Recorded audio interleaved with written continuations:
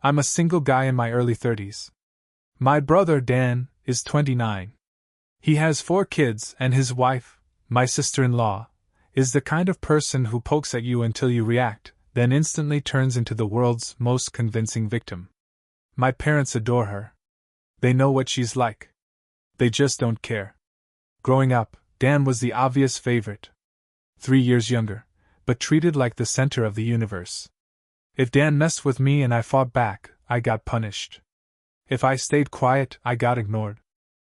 Other relatives noticed sometimes, which forced my parents to pretend they were fair.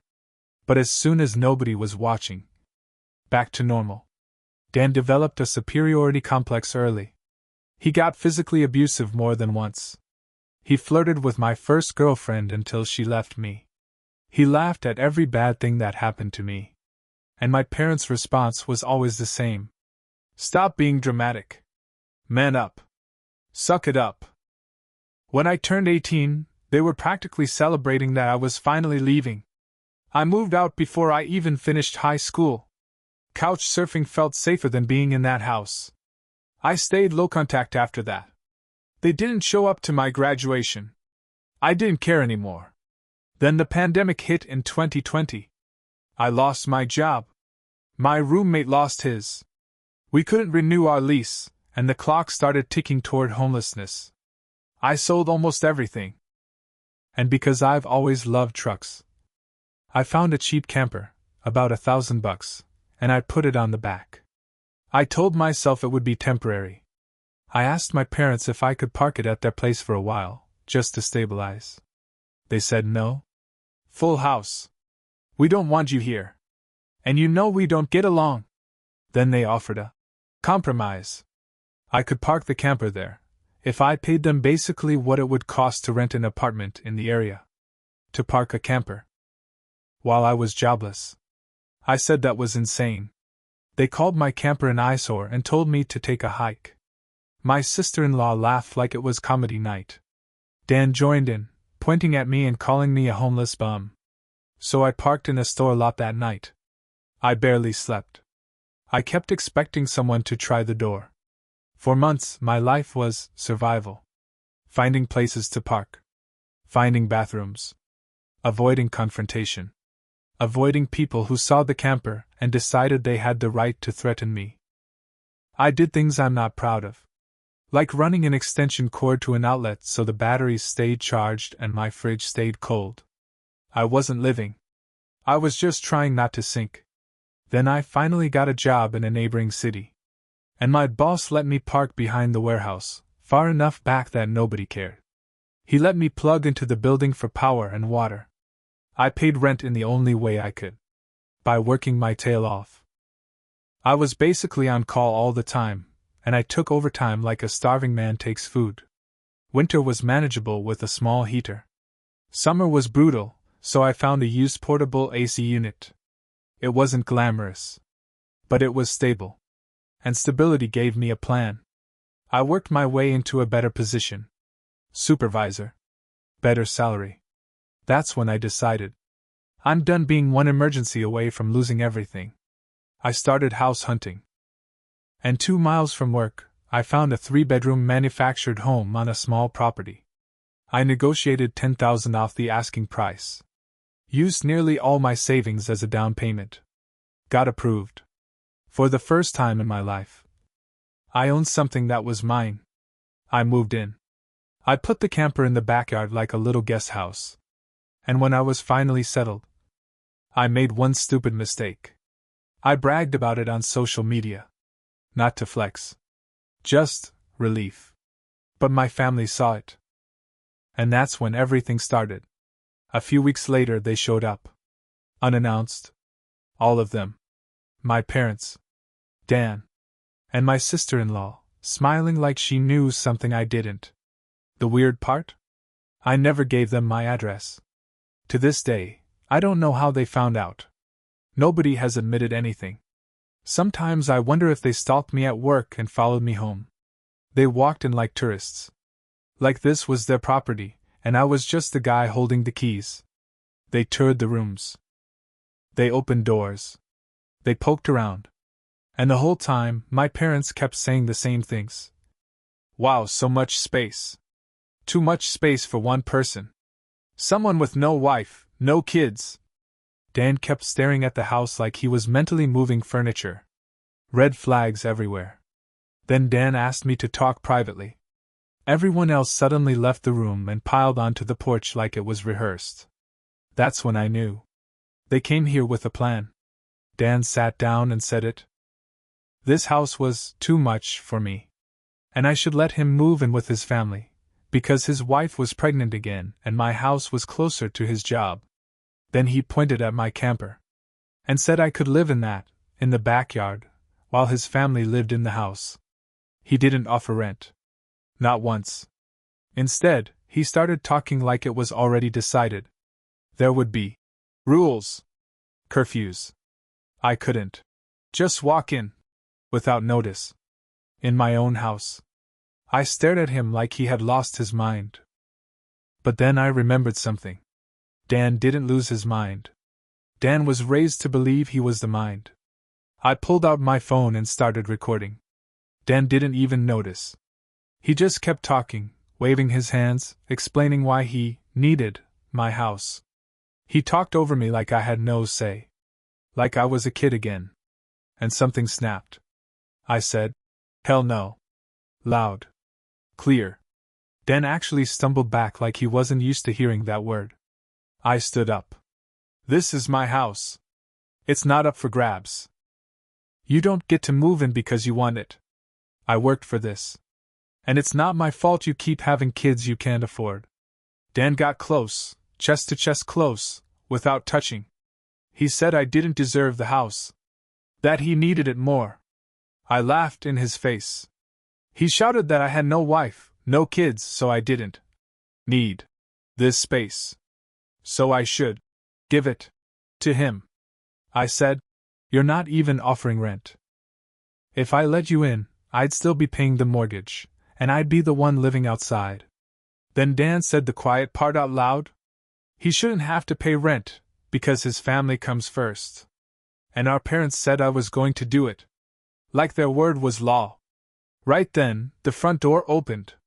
My parents and my sister-in-law came back inside, surrounding me. And suddenly it wasn't a conversation. It was pressure. They repeated the same line over and over. Just do it for Dan. Just do it for Dan.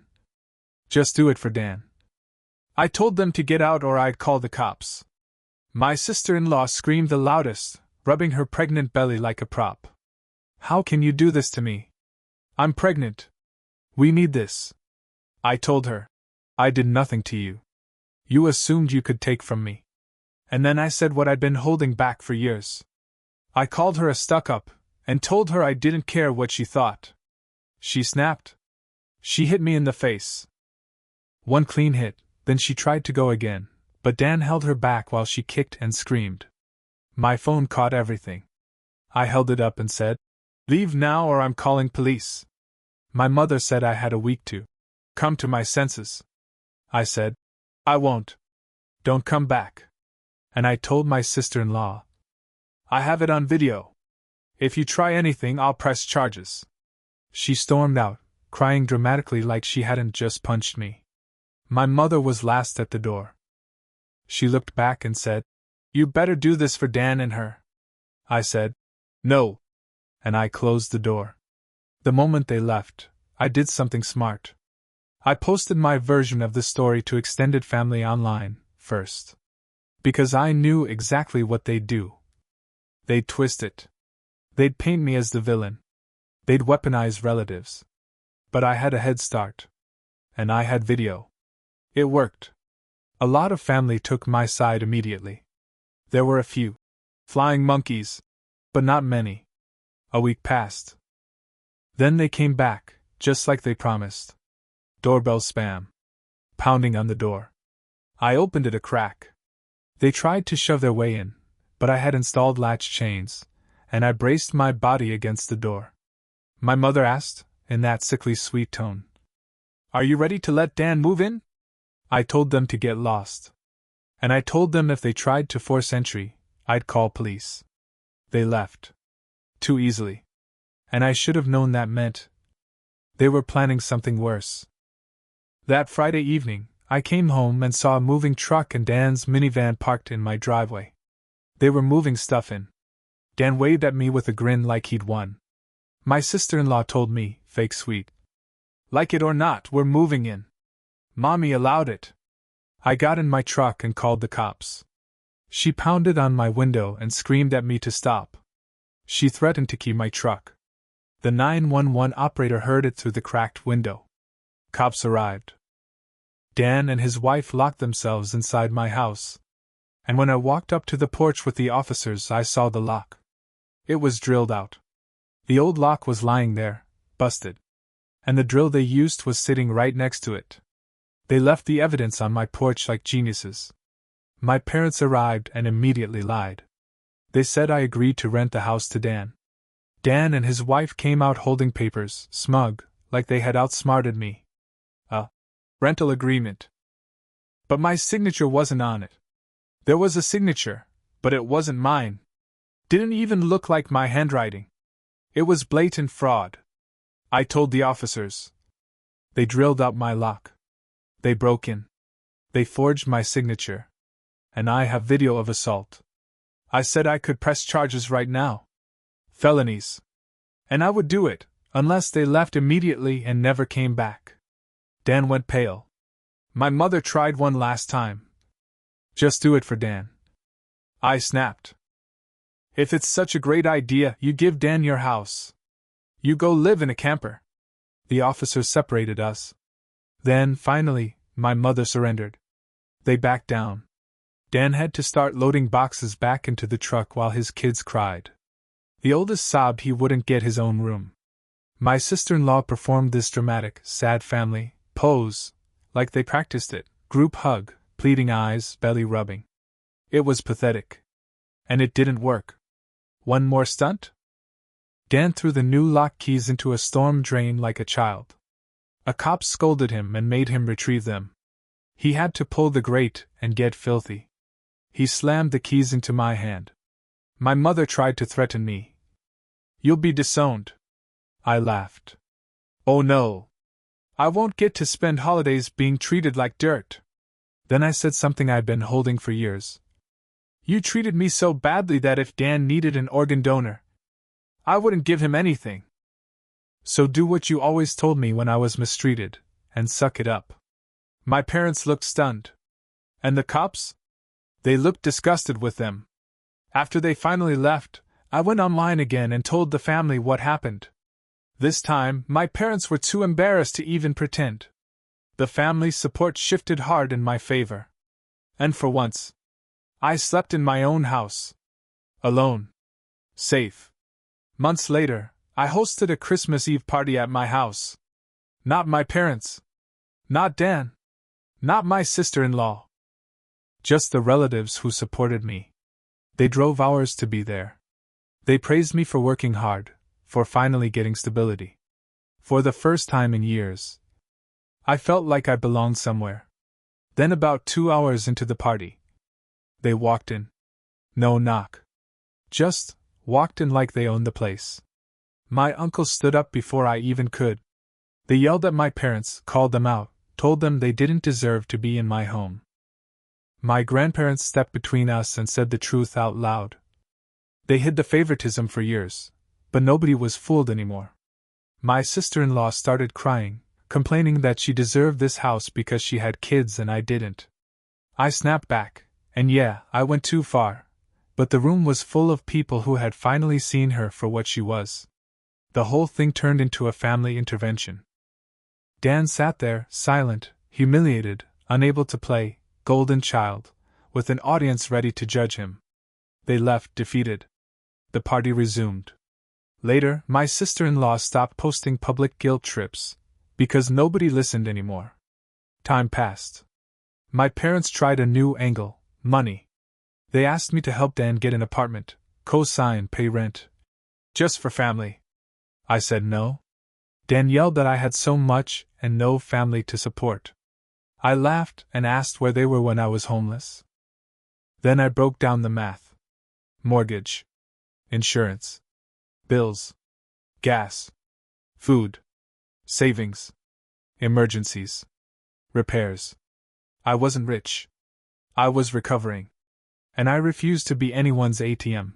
Something changed after that. My father didn't explode like he used to. He looked defeated. Maybe regret. Maybe just the realization he couldn't bully me anymore. Later, I rented out 2 rooms to friends to help with the mortgage. And that set off another wave, mostly from my mother crying, but I stood firm. Then came the real twist. My sister-in-law had an affair. The youngest baby wasn't Dan's. And when Dan confronted her, she went violent. Police were called. She scratched Dan and my father, and even hit her own kid in the chaos. She was arrested. After that, she showed up at my house, ranting like she was unhinged, blaming me for everything. I told her I had cameras. I told her I'd call police. She panicked. I tore into her verbally, every lie, every entitlement, every attempt to steal my home. And after that, I finally filed reports. Harassment. Assault. Restraining order. It was granted. The divorce destroyed her in court, no alimony, reduced custody, and her affair partner ended up financially responsible for the baby. Dan hit rock bottom, and for the first time in years, we had a strange moment of honesty. He didn't fully apologize. But he admitted he'd been a terrible person. Later, he asked to borrow my camper so his oldest kid could have a room. And I did it. Not for Dan. For the kids. Because they didn't choose any of this. Now, my house is still my house. My parents and Dan keep their distance. They're trying to behave. And my sister-in-law? She's gone from my life. For good. And if they ever come back with another plan, I won't hesitate next time. Some stories don't end with apologies. They end with understanding. If this story felt familiar, you're not alone. Thank you for listening. This was Block Tales.